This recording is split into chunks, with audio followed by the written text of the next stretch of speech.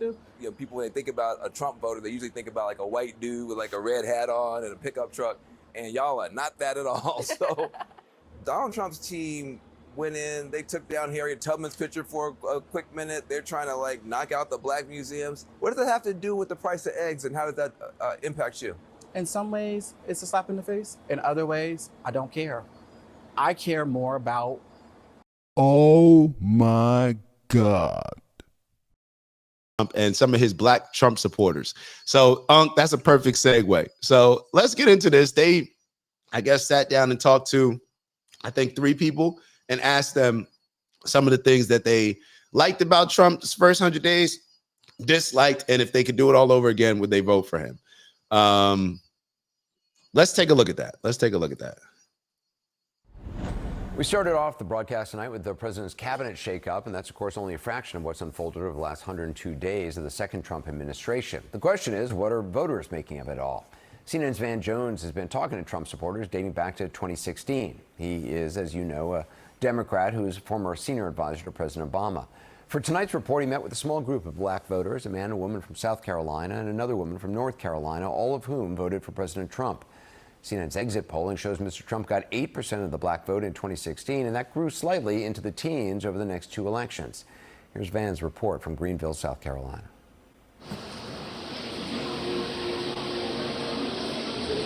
There they are. You do well. And here we are in South Carolina with 3. And hold up. Before we get into this, and I just want to make the point. All right, I got my brother Adrian here. I got my bro Adrian here. Train, you know what this reminds me of? Like when things are not fair. Yeah, when you're competing in football, when you go to training camp, right? There's players that were drafted, and obviously the ones that are drafted earlier, they get a priority treatment. The team invests more money into them. Then there's undrafted free agents, right? Right, the undrafted free agents, some may have gotten a little bit of a signing bonus. You got a couple $1,000s and you feel like you made it. All right, cool. Then there's others that didn't get any money. Then there's other players that just got invited for rookie camp. Other players just got invited for for training camp. There's different hierarchies. So you could have the player that got drafted in the second round or the third round, and they may not be performing better than the undrafted guy. But you know who's going to get the preferential treatment? You know who's going to get more of the reps? The person that they invested in more, the second or third draft pick. You can have a better camp. You could perform in training camp better than the person that was drafted in the second round. They've already made an investment in that person. Is it fair? I don't know. Who cares? We're just competing. It just is what it is. So it's like we could always look at things. No 2 things are going to be equal. No, what is fair in life? You know what I'm saying? So it's just looking at it like, yo, just put yourself in the best possible position to compete. And once you start caring about, oh, well, this person's a second round pick, so I'm not going to be able to compete against them and beat them out for the job. Once your mind goes there, you're done. You're cut. The only thing you can afford to focus on when you're competing at that high of a level are what are the things that are within my control? What can I do, period? As soon as you start focusing on what other people are doing, you lost. And that example that I'm giving has played out very true when you look at black people in America. You can have all the excuses in the book, and the excuses can be real. They can actually be real things. Hey, this is holding me back. This is holding me back. Okay, the more things that are holding you back, then even more so, you need to focus on the things that are within your control. Control the controllables, period. That's how you got to look at it. Hold on. Let me all right, let's get to the interview. My fault. Let's get into it. I didn't mean to stop it. Wait, yo, y'all clowning. Why is she eating during the interview? Bro, they out at the fair. Yo, Aunt funny. You do well. And here we are in South Carolina with 3 Trump voters. You weren't always a Republican. No. Actually, I come from a family that was like super Democratic. My first time voting, I voted Democrat. I voted for Joe Biden. What about Trump appealed to you? Am I allowed to cuss? Yeah, you can. I mean, part of it is he's an asshole. I like authenticity. You voted for Obama in Then you voted for Hillary Clinton in 2016. But 2020, you Now, a lot of people say that he's an asshole. Now, people would say, well, why would you vote for an asshole? Who vote for an asshole? In today's society, if you're keeping it real, if you're a straight shooter, if you're just telling it as it is, you got to have a little asshole in you. That's what I'm seeing. You got to have a little bit of and I really think that he used the wrong word. We use a-hole. I don't know. Well, he could use it however he wants. But I've made this statement before saying that Trump is an asshole. And what I really means is he got a certain level of don't give a in him. He got that certain level of don't give a in him where I don't care what they think. I don't care what this group think. I don't care. I'm moving how I'm moving. If y'all are aligned with it, if y'all rock with it, if y'all support it, then get on board. Other than that, I'm not here to try to please and people please and be politically correct. That's when I say that Trump's an ass. Yeah. Because I don't like all that. We live in a society where what do we talk about all the time? How the generation of men that came before us, y'all tried to be nice to everybody, raising your kids to be friends, and then creating a whole lot of these problems that we're seeing right now, where men don't know what role we should be playing, women don't know what role they should be playing. Now, let's continue. You voted for Donald Trump. What made the change? I began listening to someone. Her name is Candace Owens, and I read her book, and it just opened my eyes to maybe he's not this person that I have been led to believe that he was. So you voted against Trump in 2016. Yes. But then in 2020, you voted for him? Absolutely. Why? I saw how things were going during his first term, and I was pleasantly surprised, and I was pleased with what was happening. I saw the economy getting better. I saw country relations in certain countries getting better. What are some things that he's doing that you do like? For me, I like the border.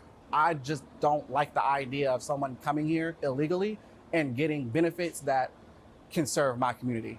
So that's the reason why I support him on that border policy. When you think about the border, you think about people coming here who are getting more help than people who live here and who are born here. Yeah. And I got that perspective not from news channels. I got it from social media. TikTok is like a holy grail. We even see it with the things that we learn about the United States government. Outside of the United States, people are showing Americans, hey, look at what's going on. Do y'all know that your government is doing this? Have you seen this? Have you looked at it from this perspective? You know, people, when they think about a Trump voter, they usually think about like a white dude with like a red hat on and a pickup truck. And y'all are not that at all. So Donald Trump's team went in, they took down Harriet Tubman's picture for a quick minute. They're trying to like knock out the black museums. What does that have to do with the price of eggs, and how does that impact you? In some ways, it's a slap in the face. In other ways, I don't care. I care more about how I'm going to take care of my children. I don't think the average American. Yo, let's be very clear. What that man just said. So Van Jones tried to throw he's ruining the African museums and African American museums. What did my man say? In some ways, and I told y'all this, didn't I say this on Friday? I said with Trump trying to bring back Christopher Columbus Day and all this stuff, it's insensitive. It's a slap in the face. Similar to how I initially felt when he started announcing MAGA, Make America Great Again. You know what I mean? I just thought, this is insensitive. You know, certain things that Trump does do, it's a slap in the face. I'll be totally honest. It's a slap in the face. And just like the gentleman followed up that slap in the face sentence with, I don't care. You want to know why? Because what's the alternative? I can't sit here. Hey, let's talk about relationships. I can't sit here and think that the perfect person is right. Let me not make it about me, right? Do you have to kind of compromise sometimes in relationships, or does the perfect person? I know, especially we think that the perfect person is coming our way, walking through that door, right? But sometimes, they don't got this, they don't do this, maybe you got to compromise a little bit, right? So it's the same thing. Yes, Donald Trump, I don't agree with everything that Donald Trump does. However, based on where I saw the country going, especially y'all kept hearing me say, I do not. Sorry to interrupt the video. We got a new challenge. 20,000 by the end of April. We fell short in March, but we're gonna get our goal this month. Thank you all in advance for those that are gonna continue to like, subscribe, maybe even leave some comments and let us know how we're doing. And on that note, let me let y'all get back to the video and I'll see y'all soon. Ew. Not prioritize the economy over the cultural issues. Where I saw the country going with a lot of this stuff, with the LGBTQ stuff, with the trans movement, with the drag queens reading books to kids in school, with tampons in boys' bathrooms, with men playing sports against women, and with Supreme Court judges not being able to say exactly what a woman is, yeah, that's a problem for me. So if Donald Trump's gonna bring back Columbus Day, whatever. Slap in the face, I don't care. I can't afford to care. We got so many other things that have to take up my attention. I can't afford to just care about that. In some ways, it's a slap in the face. In other ways, I don't care. And what's so funny is, you look on the other side, I acknowledge the fact that everything, based on me voting for Trump, everything that comes along with Trump, I have to take responsibility for. But I say this all the time on this show. I don't hear the other side. When you hear people, and especially when it comes to black people, are a lot of single issue voters. Oh, why are you voting for Democrats over Trump? Oh, well, my Social Security. That's the only thing you care about? And then when you bring up, well, you're also voting for this, you're also voting for that, no, I'm not voting for that. I just care about the Social Security. It's like, what? This is how they get you. This is the whole play. Oh man, let's keep going. I care more about how I'm going to take care of my children. I don't think the average American cares about that. I know I am sick and tired of seeing black people sit there and I gotta identify the chat. So I just saw two people. So shout out to Cuzzo in the building, and shout out to Anthony's. Cuzzo said compromise is key. And then Anthony said compromise is essential. So these are the last two comments. Both are married. You know what I'm saying? Both have figured out certain things that I haven't been able to figure out. And a lot of us aren't able to figure out. But it's funny how the people that are in certain positions, sometimes you got to study people's perspectives or study why people think a certain way based on the position that they're in. So it's like, oh, I'm not willing to compromise. I'm not willing. Yo, if you want to get the deal done, if you want to get certain things moving in the right direction, you can't just be sitting there thinking that you're going to get everything perfectly how you want it, or just say, no, I don't want it at all. Life doesn't work like that. and complain about something, but not taking action and steps to actually try to change things in an appropriate manner. Under the Trump and Biden administration, they came to certain agreements with police departments to be less brutal toward the black community. Trump has now ended all that. How does that help the black community? I have a lot of issues with police reform and just with how police officers are treated as a whole. My husband is currently going through the process to become a police officer. The amount of hatred that cops get, even the best ones, I think has become a huge problem, because it has been, especially around election times, when it definitely comes out of like, oh no, the cops are bad, the cops hate you because you're black, they're immediately deemed as evil. This man is talking about running for a third term. Now, what do you think about that? My third term. And I do, so I didn't, just about this whole third term thing, I almost wish that we watched the entire Meet the Press interview, because I know that they addressed that. And I believe that Trump's like says, look, he's a two-term president, but he just, whatever. Trump knows that he can get under people's skin. He knows how to stay in the headlines. He knows how to be entertaining, how to be relevant. Like now we're going to make a whole big thing and diminish Trump's entire term as presidency because he's saying, and maybe this is Trump's doing. I don't know. Maybe he thinks if you focus, I don't even care. Let's just keep going. For me, absolutely not. I think it's at the end of these 4 years, it's time to move on. This is a prime example of him trolling people because people have said, they're like, oh, if he gets in the office, he's going to be a dictator. He's going to try to run for a third term. So he's like, okay, y'all think I'm going to do that? I'm going to mess with y'all and say this to tick y'all out. I thought you loved this man because he's so authentic and he's such a But truth you need teller. to know the difference between somebody trolling somebody, and this is a prime example of him being a troll. If you had to do it all over again, would you vote for Donald Trump again, yes or no? Yes, I would. Now, in the future, I am not a diehard Democrat or diehard Republican. If there were a Democratic candidate who was more aligned for me, then I would vote Democrat. If you go back in time, would you vote for Donald Trump, yes or no? Yes. I think I might know the answer on this next one. She said yes. It's immediately yes. No, I'm sorry. If you had to do it all over again, would you vote for Donald Trump, yes or no? 1,000% absolutely yes. And Van Jones joins me now. It's interesting. Most of the information that they are getting, or misinformation they may be getting, is coming from online. Really? Hold up, what? Yo, did you just hear him? Yo, did you just hear that? I didn't see that the first time that I watched this. Did you hear what Anderson Cooper just said? 1,000% absolutely. Hold on, I may yes. be bugging. I may be bugging. My And fault. Van Jones joins me now. It's interesting. Most of the information that they are getting, or misinformation they may be getting, is coming from online.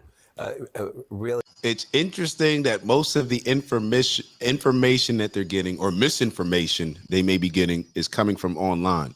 Well, Anderson, who do you think we're going to get it from? You at CNN? The people at ABC, NBC? Or Anderson, maybe you think we should be looking at Fox. Is that what you're saying? Yeah, these mainstream media outlets are like they're in an ocean, they can't swim, they're flailing, they have absolutely no idea what to do because all of this journalist, it's removed. We're on YouTube now, Anderson. We're reviewing you. We're holding you accountable.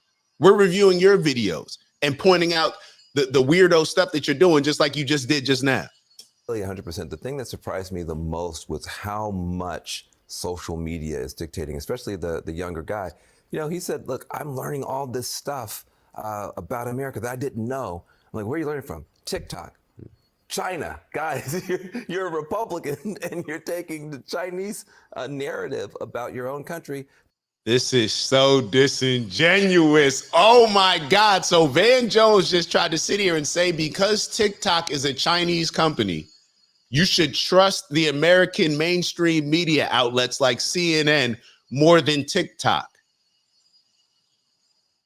The issue that Republicans have with TikTok is, to me, totally different than what Van Jones just described. It's the fact that they're using our information. They're taking our intellectual property, stealing our intellectual property. They've been doing that for a very long time. However, the information that has been put out, whether it's the Meta platforms, whether it's X, whether it's any other platform, the reason why we're turning to those platforms, Van, is because you all have been lying. You've been putting out misinformation. You get paid by the big pharmaceutical companies, and the pharmaceutical companies that pay your advertising and pay your salary pretty much. Those are the ones pushing y'all to push certain things to us like you did in 2020. When you tried to say that everybody else, oh, stop doing your own research, stop doing all this. Y'all were wrong. Y'all were wrong. This is crazy. This is how disingenuous this is. I didn't know. I'm like, where are you learning from? TikTok.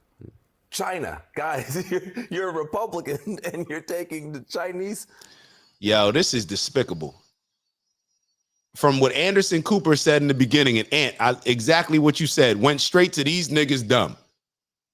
The misinformation that they're receiving. And then Van Jones is making it seem like all these dumb niggas, they just getting information on TikTok. Do you now looking at those three people that they just interviewed, just looking at it from afar, do you think that they get the majority of their information on TikTok? I'm just wondering. I don't go on TikTok, so I don't really I've been trying to get into it more, but I'm just not a TikToker. But come on, bro. Like, if anything, show the clip of you asking them where they get their information from and let them say it's TikTok. But you jumping on here afterwards, this is corny. But what do you expect? This like, what do you expect from them? A narrative about your own country to heart. But that was a big part of their whole information That was a big ecosystem. Yeah, social media. Fascinating. Does it seem to you that they follow news closely? I mean, No, that was the other thing too. Is like, one of the women said, "Look, I do not watch any of the media." She says, I have some influencers I follow, Candace Owens being a big deal, and Newsmax, and that is their information system. And listen, Those are journalists, Van. Independent journalists. Yo, this is crazy. Van Jones sitting here allowing this to happen with some black folk. Could you imagine if the tables were turned and this was Fox News talking about black people that, let's say, didn't like Trump and talking about it in this way, saying like, oh yeah, pretty much they're just ignorant. They don't really know anything. They don't pay attention to the news. They just listen to Candace Owens. Y'all couldn't sit at a table with Candace Owens and hold your own. Stop it. Stop playing. Van Jones and Anderson Cooper could put their brains together and they wouldn't be able to sit at a table and debate or have an engaging conversation with Candace Owens. Like, stop it, bro. Stop it. Y'all need to stop this. This is what ends up happening. You got Van Jones pretty much just throwing his own people under the. This is why people lose faith in the Democrats, bro. This is why nobody wants to be. This is insane to me. How? Oh my God! How they're looking at it like they're at the zoo, looking at some exotic animals. Like, oh my God, these niggas, they vote Republican. They're conservative. Oh my God, we've never seen this before. Like, this is crazy, bro. These are hardworking people. They're good people. They care about the country, but they are in a completely different information environment than people who I talk to every day. Van Jones, thanks very much. Guess what, baby? Hey, yo, this is crazy, bro. This is crazy. All right, we're going to finish off we're going to lighten it up a little bit. Maybe even let y'all out of here. There's one more thing that we have to play regarding like the politics, and then we're gonna get into Paul Pierce a little bit. This is, come on, man. Like, what is going on here? What is going on here? All right, let's let me pull this up real quick. So if you guys are not familiar with Walmart, grow with us, invest in the US, let's hear about what the tariffs are actually causing. So I think it was either Target or Walmart where the tariffs, they were saying, I think we were doing a story on this a while ago, and I think like 70% of their products come from, let me actually look it up. Let's look it up. Where's ChatGPT at? Where you at? Let me look on ChatGPT. What percentage of products, this is what I want to know. What percentage of products, and maybe somebody else could do it. Matter of fact, somebody else, anybody have chat? Yeah, well, I'll do it. What percentage of Walmart's products come from China? The things that Walmart sells. So it's just ChatGPT. Hopefully we get a somewhat accurate answer. Who knows? They taking a while. Come on, chat. You on the, as soon as I put you on the spot, any other time ChatGPT comes through ASAP. But I guess they're doing their due diligence. They know we're on the show, so they want to make sure that they're giving us a solid answer. If we don't get one, you guys tell me. I think it was like around 70 or 80%. It's not that serious. Let me actually get rid of this. Hold on. Let me get rid of it. I didn't get an answer. Yeah, I'll try to look it up again, but take a look at this story. As we're looking at this story, I'll try to give you guys some better numbers. All right. Developing this morning, Walmart expanding its support for American-made products with Trump's tariffs in effect. Walmart is rolling out its Grow with U.S. program, which is aimed at providing small businesses in the U.S. with training, mentorship, and resources needed to grow with the company. In a statement, Walmart U.S. President and CEO John Furner wrote, "We've seen firsthand how investing in small businesses results in better assortment, better meeting the needs of our customer base, and supporting jobs and growth in communities." What do y'all think about that? Do we need to play it again? Let's play it. Do we need to play it again? This is what the tariffs are creating. Developing this morning, Walmart. This is what the tariffs are creating. Walmart is now trying to use more of American-made products. Walmart is now using more. Now, what does that mean? That means that instead of us purchasing stuff from China, we're actually purchasing things from people that invest into America, from people that hire American workers. That's what this is doing. So when people ask you what the tariffs are doing, what the goal of them, what the aim is, there you have it. You got Walmart, one of the biggest companies in the country, maybe even in the world. They are, after 100 days of Trump being in office, now incentivizing more American workers or more companies. They're allowing more companies to have their products in Walmart rather than the majority of the products being from China. And shame on ChatGPT for not being able to answer that question. I feel like that's intentional, it seems like. That seems to be intentional, but it is what it is. All right, so let's get into some of this. Paul Pierce, we're going to liven it up a little bit. It's Dak. Just want to thank you for checking out our video and visiting the OG Network. If you enjoyed the video, please make sure that you give us a like. And if you're looking to join a community of inspired individuals striving for purposeful abundance, subscribe. And if you're feeling real generous, share the video with some friends and family. All right, I'll see y'all soon. Ew.